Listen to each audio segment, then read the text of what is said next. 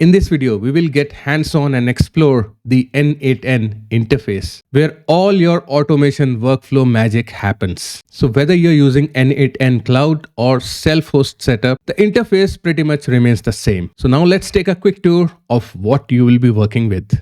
So once you sign into N8N, whether using the cloud version or the self-hosted version, this is your main canvas. It's like a blank board where you'll be building the automations. So you'll be putting building blocks called nodes. You'll be connecting them. You'll be executing the logic visually.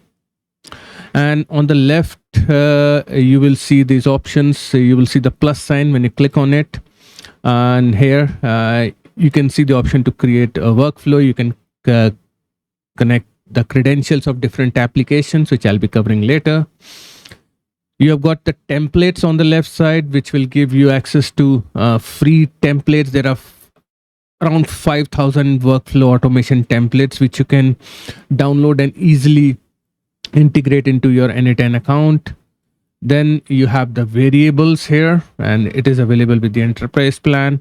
Then you have the insights on the left side, where you can get the insights, the analytics for your workflows. Then you have the help, what's new, and then you have your account settings and sign out option. So now let's see how you can add different nodes to this canvas. So what you need to do, you need to click on create workflow on the top, and then you see this plus sign. So when you click on it, this comes up on the left side. Let me just move myself from here. So here you will see the different triggers which are available. So to start an automation, you have to put a trigger, and that trigger can be a manual trigger. It can be an on-app event where a different app is going to trigger that particular automation.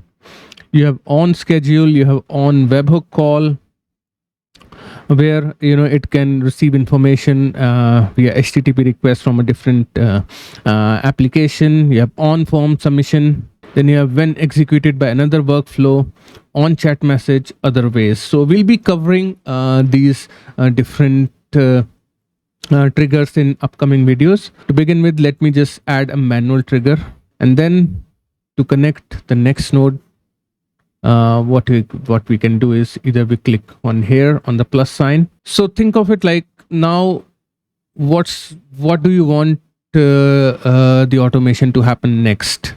So you can either connect an AI agent. You have the different AI agents here. You can connect OpenAI, Google Gemini, Anthropic, basic LLM chain, and all those. You can add an action from a app, or you can also search for applications. Let's say we want to search for Google applications. So we have Google Ads, Google Chat, Google Docs, Google Drive, Google Sheets. Let's say we want to add Sheets. And then within Sheets, you have all these different options available. Create a spreadsheet, delete a spreadsheet. Let's choose create a spreadsheet. And from here, you need to set up your credentials. So I'll be covering setting up the credentials in a separate video, where I'll be showing how you need to connect different applications to N8N. In this video, I just want to show you how you can connect different nodes. So once you have a node here, this is called a node. So once you have a node here, you can drag the node anywhere. You can delete the connection between two nodes. You can just drag it and connect it back. And when you hover over a particular node, you have this option to run that node, execute the step. You can deactivate the node. You can delete the node. And then when you click on three dots, you have all these different options.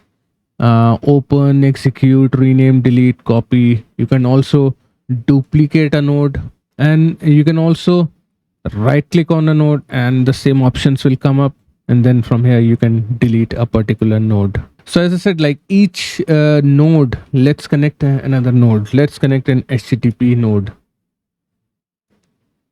So each node has got different parameters and settings. So parameters are the different things which we need to put in, to configure that particular node. And I'll be telling you how you need to do that later on. And then once you have everything set up, and if you need to run a node, then you just need to click on execute workflow, and that will trigger this workflow, and this workflow will run. And it is also very important that you keep on saving your workflow by clicking on save on the top, and from here you can also rename the workflow.